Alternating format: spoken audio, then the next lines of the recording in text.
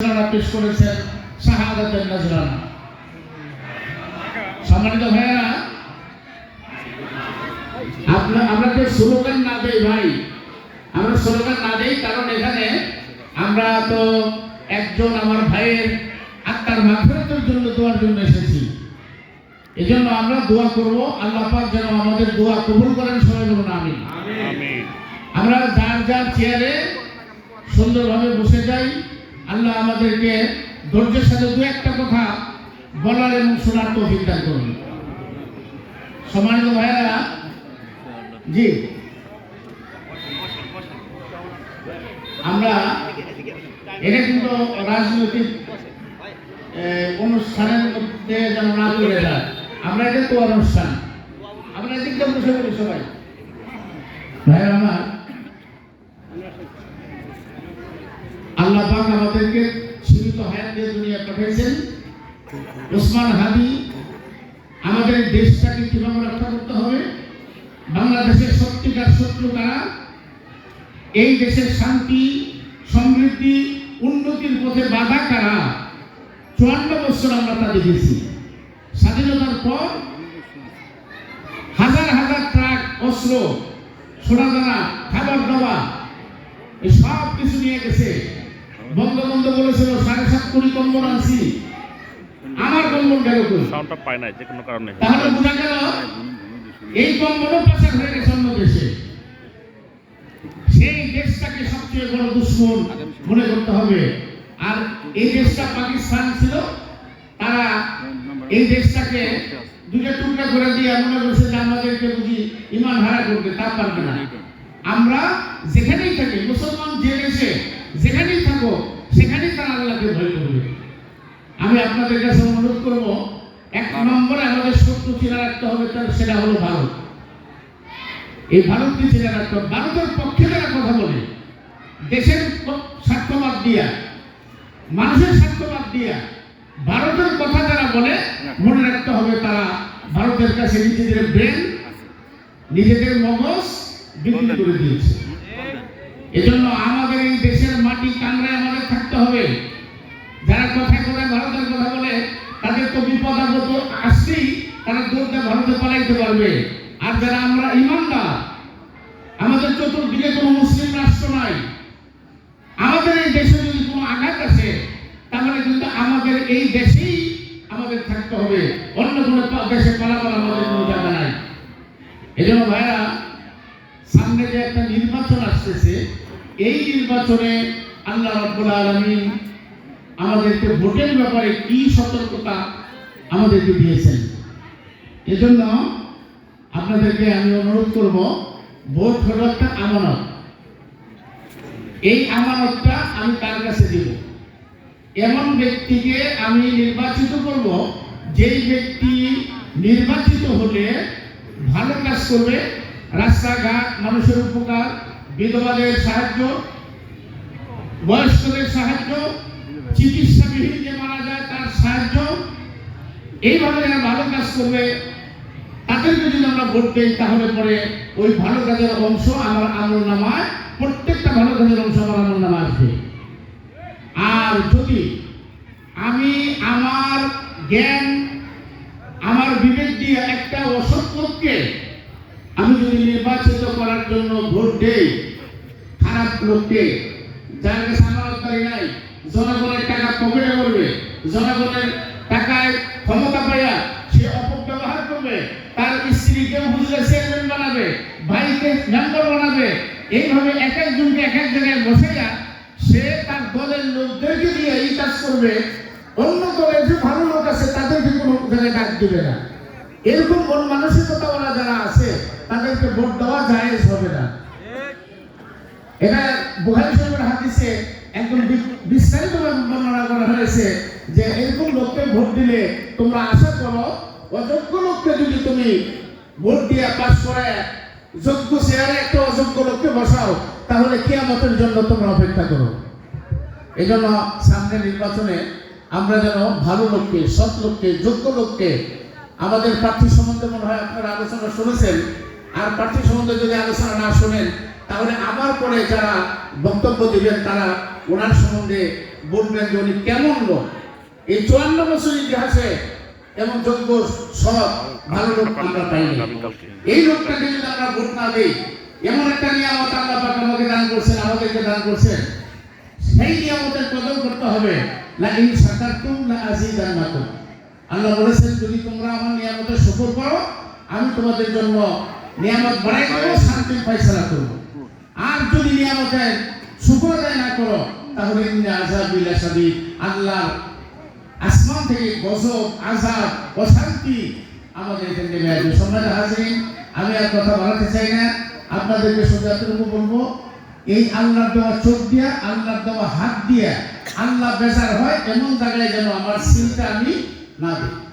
আল্লাহর দেওয়া চোখ দিয়া, আল্লাহর দেওয়া বুদ্ধি বিবেক দিয়া আমি যেন সৎ লোকের পক্ষে একটা সিল দিয়ে জয়যুক্ত করতে পারি, যিনি জানাজার নামাজ পড়াইতে পারবে, যিনি ঈদের নামাজ পড়াইতে পারবে, যিনি বিচার করতে পারবে, যিনি সংসদে দাঁড়িয়ে কথা বলতে পারবে। আজ গতকালও দেখলাম আজকের পেপারে এসেছে আমেরিকা থেকে যে প্রতিনিধি দল আসছে, সেই দলের সাথে উনি কথাবার্তা বলেছে। তা আমি আপনাদেরকে আমাদের প্রার্থীর যোগ্যতা এই 54 বছর ইতিহাসে গুহার এরকম লোক আসে নাই। আল্লাহ পাক তাকে হায়াত দারাজ করুক, আপনাদেরকে ভালো মন্দ বুঝে সব জায়গায় ভোটটা দেওয়ার আল্লাহ তৌফিক দান করুন। আর একটা ভোট থাকবে, সেটা হলো হা আর না। এই জায়গায় যেন আমরা হার নামে ভোটটা দিলে, এই যে 5ই আগস্টে যারা মারা গেল, শহীদ হইল, চোখ গেল, হাত পাও গেল, তাদের রক্তের সাথে বেইমানি করা হবে যদি আমরা হার মধ্যে ভোট না দিই। এই জন্য আমরা তারা যা চাইছে এটাকে আমরা বাস্তবায়ন করব আমাদের সুখের জন্য, আমাদের শান্তির জন্য। তারা তো দুনিয়া থেকে চলেই গেছে।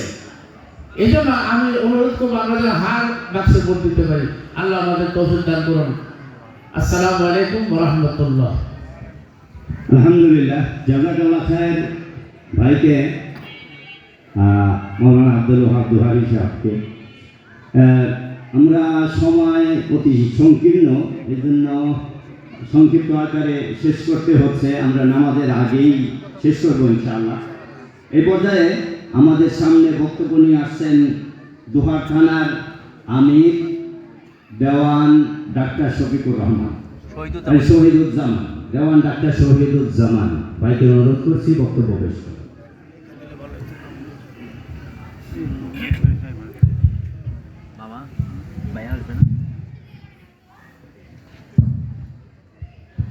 আলহামদুলিল্লাহ,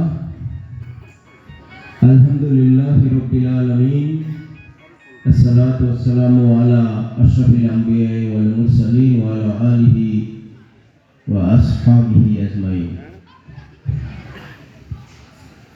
বাংলাদেশ জামায়াতে ইসলামী দোহার পৌরসভার 6 নম্বর ওয়ার্ড কর্তৃক আয়োজিত আজকের শহীদ শরীফ উসমান বিন হাদির মাগফিরাত কামনার্থে আয়োজিত এই দোয়া অনুষ্ঠানের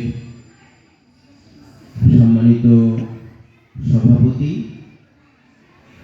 উপস্থিত আছেন বাংলাদেশ জামায়াতে ইসলামী ঢাকা জেলার সংগ্রামী সহকারী সেক্রেটারি হাফেজ মাওলানা এবিএম কামাল হুসাইন, উপস্থিত আছেন দোহার উপজেলার দোহার পৌরসভার সংগ্রামী সেক্রেটারি মাওলানা আব্দুল হামিদ, কুসুমহাটি ইউনিয়নের পরপর দুবার নির্বাচিত চেয়ারম্যান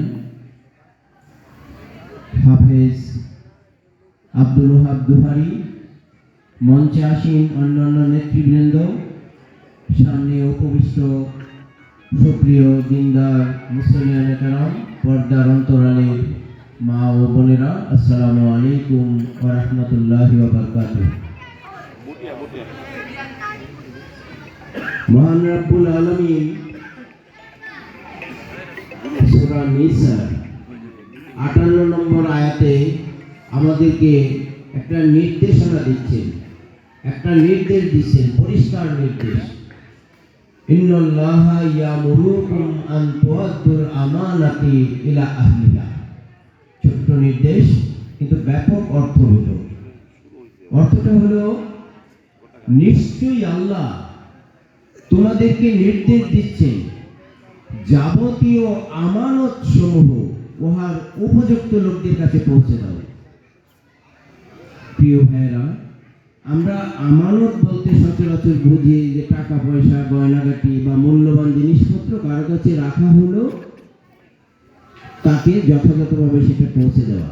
কিন্তু এই আয়াতে কারিমার তাফসিরে দেখা যায় এখানে জিনিসপত্র সম্পর্কিত কোনো আলোচনা হয়নি। বনি ইসরাইল জাতি সম্পর্কে এখানে আলোচনা হয়েছে।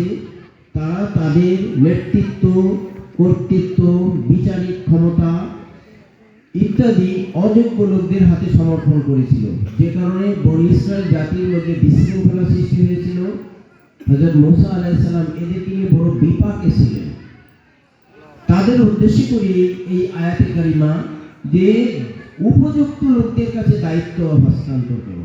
উপযুক্ত লোক, এখন উপযুক্ত লোকের ব্যাপারে যদি দায়িত্ব হস্তান্তর করা হয়, দেখেন একজন যখন কোনো কর্মকর্তা পদে আসীন হন, বিসিএস পাস করে তাকে ওখানে যেতে হয়। যদিও বিসিএস অনেক অনিয়ম হয়, কিন্তু যোগ্য লোকদের, এই বিসিএস কর্মকর্তা যদি যোগ্য লোকেরা হয়, আর্মিতে যারা যায় তারা যদি যোগ্য লোকেরা মানে সিলেক্টেড হয়, তাহলে দেখা যাবে তাদের দ্বারা পরিচালিত অ্যাডমিনিস্ট্রেশন, তাদের দ্বারা পরিচালিত আর্মি যে ব্যবস্থাপনা আছে সেগুলো খুব সুন্দরভাবে চলবে। আর যদি এখানে অযোগ্যতার নিরিখে করা হয় তাহলে বিশৃঙ্খলা সৃষ্টি হবে। প্রিয় ভাইয়েরা,